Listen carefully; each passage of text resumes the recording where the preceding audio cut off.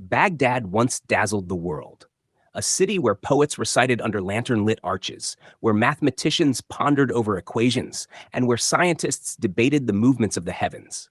Golden domes shimmered under the sun, bustling markets overflowed with spices and silks, and the Tigris carried ships from distant lands.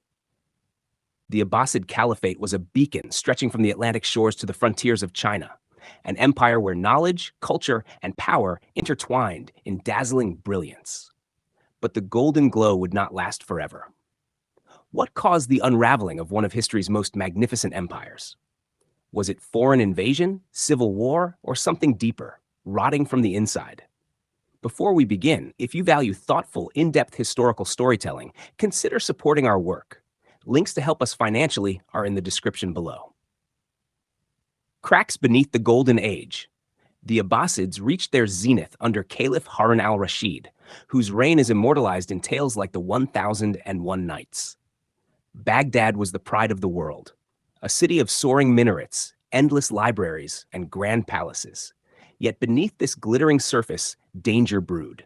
Harun's choice to divide the empire between his two sons, Al-Amin and Al-Mamun, set the stage for catastrophe. After Harun's death, the two brothers became bitter rivals.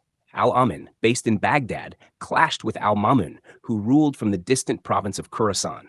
The result was a devastating civil war. Baghdad was besieged, starved, and battered. In 813, Al-Mamun's forces captured the city, executed his brother Al-Amin, and took the throne. Although Al-Mamun eventually restored a semblance of order, the scars of war remained, and the empire was forever weakened. The rise of independent dynasties. The Abbasid Caliphate, already battered, now found itself unraveling from the edges. Governors and military leaders, emboldened by the caliph's weakness, began to act as independent rulers. They still offered Friday prayers in the caliph's name, but real loyalty had vanished. In Egypt, Ahmad ibn Tulun broke away, founding the Tulunid dynasty. The Fatimids, claiming descent from the prophet's daughter Fatima, rose in North Africa and later seized Egypt itself, openly challenging Abbasid religious and political authority. In Persia and Central Asia, dynasties like the Tahirids, Saffarids, and Samanids emerged, carving out emirates where the caliph's word was little more than a formality.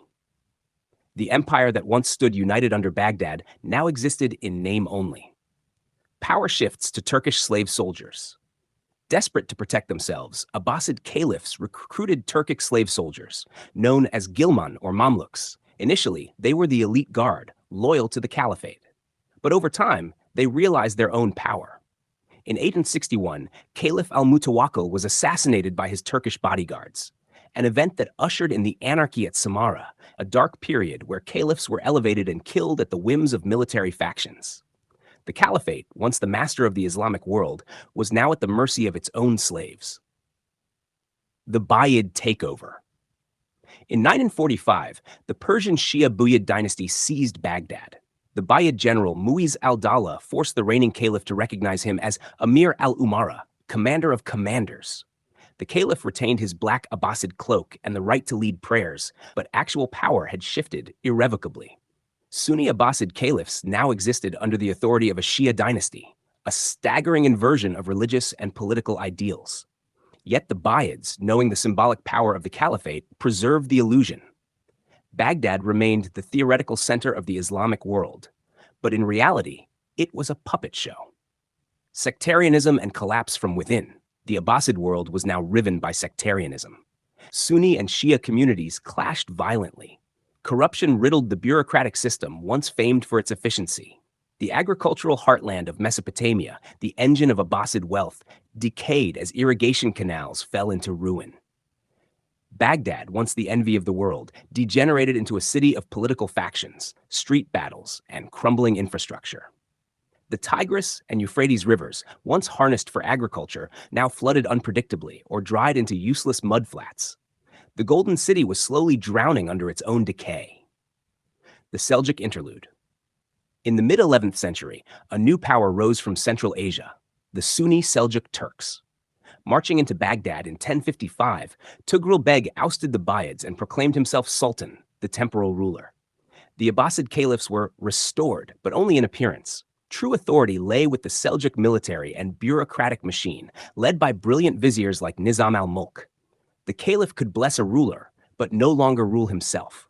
The Seljuk era prolonged the Abbasid dynasty's life, but the old days of real power were gone. The Crusader Invasions. As the Islamic world fractured, Europe mobilized. The First Crusade captured Jerusalem in 1099, shocking the Muslim world. The Abbasid Caliph issued calls for jihad, but with no real army at his command, the appeals fell hollow. Defense of the Islamic heartlands fell to local warlords, most famously Zengi, Nur ad-Din, and Salah ad-Din, Saladin. While the Abbasid Caliphate still held spiritual sway, it could no longer shape the world around it. The Mongol Catastrophe. The final hammer blow came from the east. In 1258, Hulagu Khan, leading a vast Mongol horde, surrounded Baghdad. Caliph al-Mustasim, believing Baghdad's prestige alone would protect it, made a fatal error. The Mongols unleashed devastation on a scale Baghdad had never seen. Libraries were torched, scholars were slaughtered, palaces collapsed into rubble. The Tigris River is said to have run black with ink and red with blood. Al-Mustasim was captured, wrapped in a carpet and trampled by horses, ending over 5 centuries of Abbasid rule. Baghdad, once the crown jewel of the world, was reduced to ashes. The legacy lives on. Though Baghdad had fallen, the Abbasid name did not vanish entirely. A remnant of the Abbasid family fled to Cairo, where under the protection of the Mamluks, they were installed as symbolic caliphs. They held no real political power, but retained religious prestige. The Abbasids' contributions to science, philosophy, architecture, and governance continued to shape the Islamic world for centuries. Their golden age had ended, but their spirit survived. Lessons from a fallen empire. The Abbasid collapse wasn't caused by a single event. It was a slow, painful process. Civil war, political decay, economic decline, religious division, and foreign invasion all playing their part. Empires don't usually fall with a bang. They crumble over time, rotting from within long before the final blow comes. A timeless warning for all civilizations. Greatness is fragile, and even the brightest lights can fade into darkness. Thank you for watching. If you would like to support thoughtful historical storytelling like this, links to help us financially are in the description. See you in the next story.